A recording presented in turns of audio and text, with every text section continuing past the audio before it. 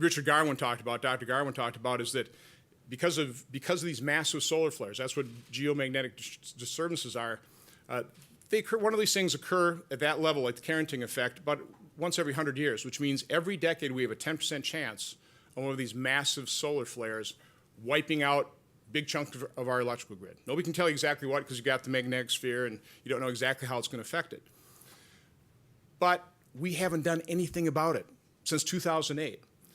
Fast forward to the next week. We had Secretary Moniz, Secretary Liu, Secretary Kerry before Foreign Relations talking about the Iranian Agreement Review Act.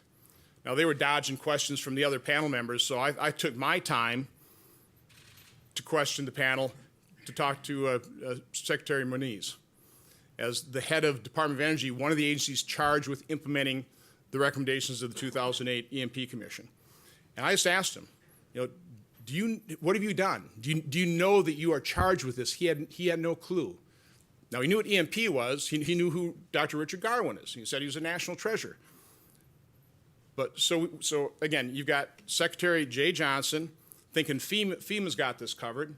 You got Secretary Moniz that doesn't even know that he's charged with doing some quick fixes. Now, again, I'm talking about EMP GMD, but just talk about cyber attacks. Talk about physical terrorist attacks. And so, again, that's my bottom line, is in this town, in this government, we're not addressing it. Because one of the attributes, by the way, I've found in government is denying of reality. Across the board. Take a look at our debt and deficit. We're not facing up to that. And the reason why you have this denying of reality is if you actually accept reality, if you talk about it, well, first of all, you get ridiculed. Ben Carson's getting ridiculed. They're doing a Saturday Night Live skit on him because he raised the issue of EMP. I was ridiculed by the New York Times. I mean, I don't care. This is an extremely important issue.